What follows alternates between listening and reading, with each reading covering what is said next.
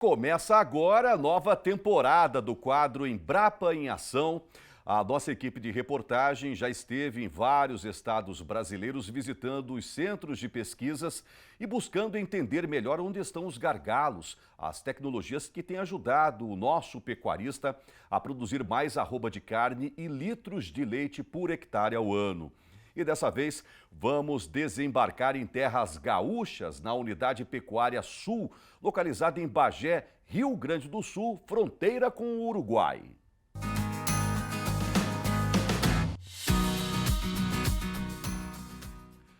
Com o avanço do cruzamento industrial por todo o Brasil, o pecuarista ficou ainda mais refém das técnicas de manejo e informações que pudessem ajudá-lo a lidar com as raças taurinas, até então animais típicos da seleção gaúcha. É por este motivo que fomos até o Rio Grande do Sul para conhecer as principais pesquisas desenvolvidas pela Embrapa de Bagé, como eu disse, a Unidade Pecuária Sul.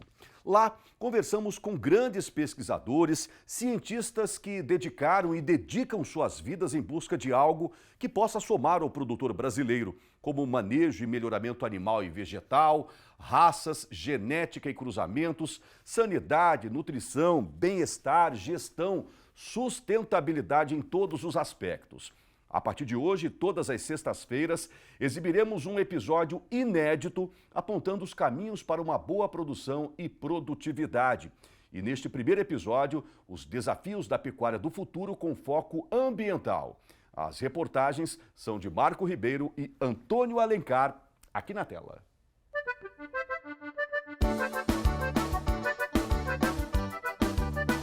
Churrasco e bom chimarrão, duas coisas que nos remetem imediatamente ao estado que fica mais ao sul do Brasil. Abriga também um bioma com características singulares, o único restrito a apenas um estado brasileiro, além dos quase 200 mil quilômetros quadrados que ocupa no Rio Grande do Sul, se estende pela Argentina e Uruguai, em um espaço que supera 700 mil quilômetros quadrados. Com clima temperado e uma vegetação com mais de 3 mil espécies de plantas, o Pampa é um dos biomas mais complexos e diversificados do mundo. Objeto de trabalho, pesquisas e estudos da Embrapa Pecuária Sul, localizada em Bagé, região da Campanha Gaúcha, no coração do Pampa.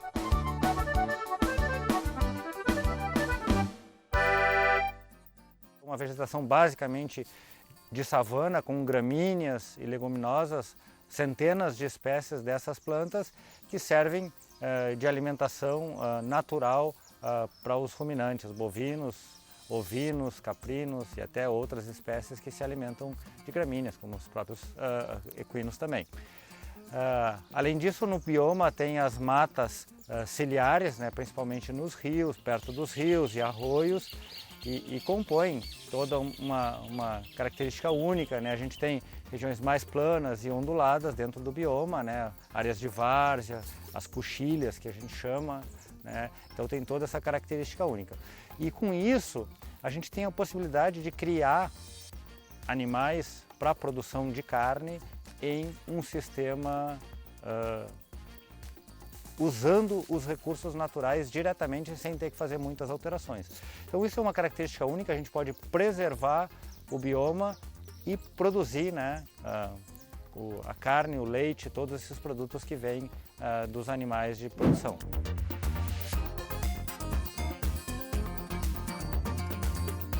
Os que já se tem catalogado são só das espécies forrageiras, né? Nós temos conhecidas mais de 450 tipos de gramíneas forrageiras, com potencial forrageiro, e mais de 150 espécies de leguminosas. Quer dizer, mais de 600... Tudo isso nativo? Tudo isso nativo. Algumas naturalizadas há séculos aí, com a introdução do gado, enfim. E fora as outras espécies de plantas, né, que compõem aí uma biodiversidade de mais de 3 mil espécies, né, no ambiente. Claro, não todas aqui, mas dentro do ambiente. Mas muitas vezes nessa propriedade, numa propriedade que trabalha bem, podem ter 100, 200 ou mais espécies dessas forrageiras, às vezes 20, 30, 50 espécies forrageiras diferentes no mesmo metro quadrado.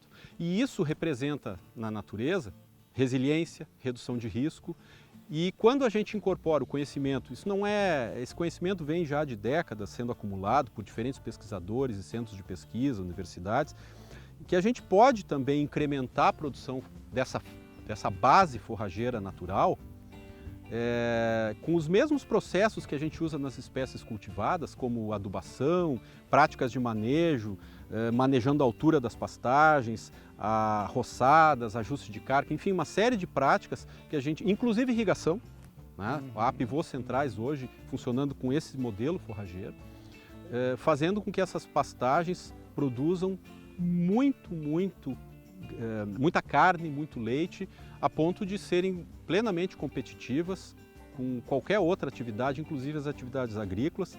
Por estar localizado numa região de clima subtropical e que a temperatura média anual é mais baixa, a gente tem a possibilidade de criar raças de origem do norte, de zonas temperadas, né, como as raças taurinas. Estou falando de Angus, de Hereford, das suas cruzas sintéticas como o Braford e o Brangus, e outras, né, Charolais, Devon, tem várias outras que podem ser criadas nessa região em percentual muito alto ou como raça pura.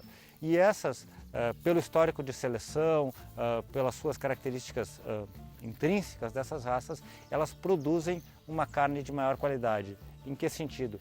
Que tenham características desejadas pelo consumidor, focando especialmente na maior maciez e também no maior marmoreio, que é aquela gordura entremeada da carne. Então, combinando as características do bioma, a possibilidade de produzir no bioma natural, claro, com manejos planejados e baseados nas funções ecossistêmicas desse bioma, produzir esses animais de origem taurina com uma carne de maior qualidade.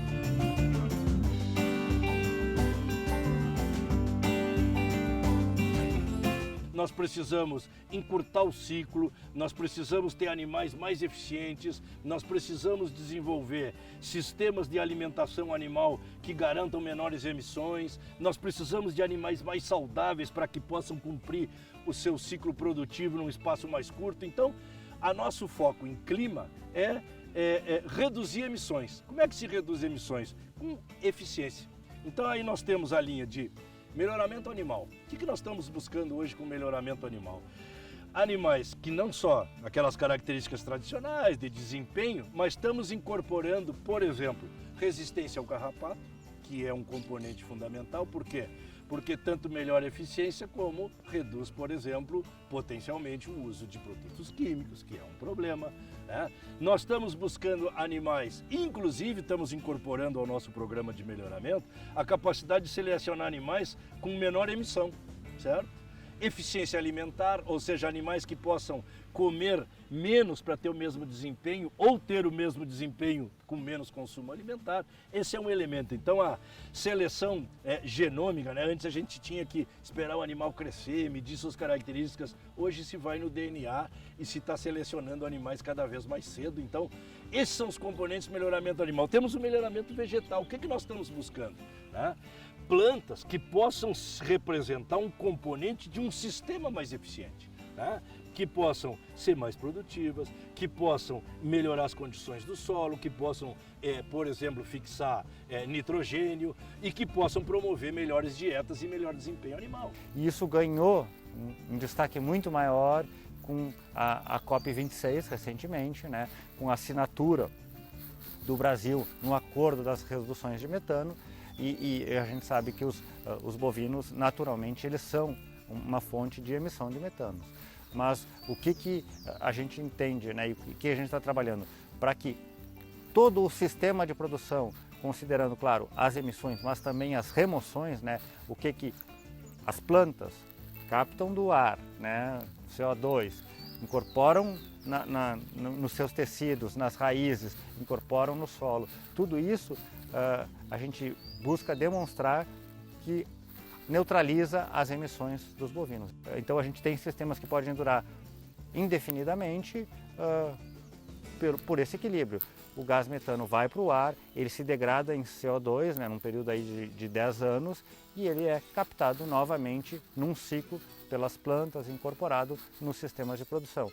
Então, com isso, a gente pode gerar, né, usando a pecuária integrada com as diferentes culturas da região, gerar alimentos altamente saudáveis a partir de sistemas sustentáveis, ou seja, sistemas que vão poder se reproduzir ao longo de muitos e muitos anos, aí, atendendo essa demanda cada vez mais crescente dos consumidores por produtos de alta qualidade, mas também que preservem os recursos naturais.